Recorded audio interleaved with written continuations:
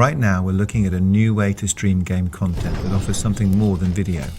Rather than streaming images, GPEG prefetches all the game assets needed to play just as you need them. Meshes, textures, animations, particle effects, all the elements needed to experience a game are streamed directly to the game engine running on local hardware. This means the game is playing locally, not in the cloud. GPEG actually gives us the best of both worlds. The ability to get into a game quickly without streaming latency, video compression artifacts, and the access limitations of video-based cloud gaming.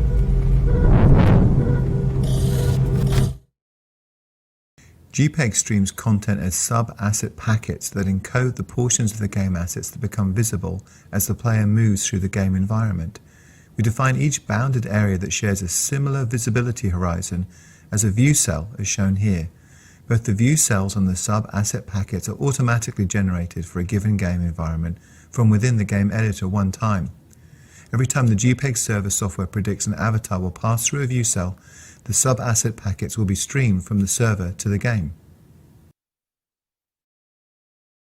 We'll use the rest of this video to show you how easy it is for a level designer to set up a game for GPEG streaming using an example from the Unreal Engine. The first step is to define the absolute bounds of the encoded level using the GPEG SkySphere. To do this, we drag the GPEG SkySphere into the level from the Place Actors panel after deleting the original SkySphere. We next define where the camera can move in the space. From the Place Actors panel, we drag a GPEG camera navigation volume into the level and resize it to fit the navigable area we want to use. We also need to define where we want the player's avatar to be able to travel in the level. From the Place Actors panel, we drag a GPEG reachable actor to the level to define what parts of the level are accessible to players. Next, we set the starting point for the game experience. From the Place Actors panel, we drag a GPEG camera markup actor to the level and drop it into the initial view cell in the game that we want to use. The next step is to add 4 GPEG actors to the level to track avatar movement in the game. From the GPEG drop-down menu, we select Add Actor Data to put these pieces in place. Finally, we need to use the World Outliner to select all of the stationary actors in the level. The GPEG plugin will show all of these actors in the Details panel. We check the occlusion box for these actors so we can use their locations in our calculation. With setup complete, we can now export the current level and get ready for GPEG encoding.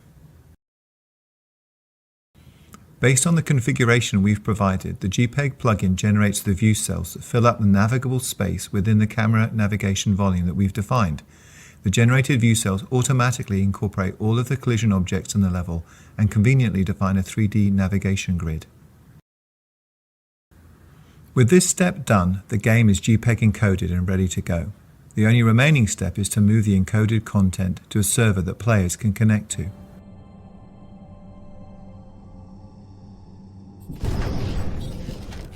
After we complete setup, the GPEG game client will use a lightweight API to receive streamed content from the GPEG server that we just encoded. The GPEG game client can be distributed to players through normal distribution channels.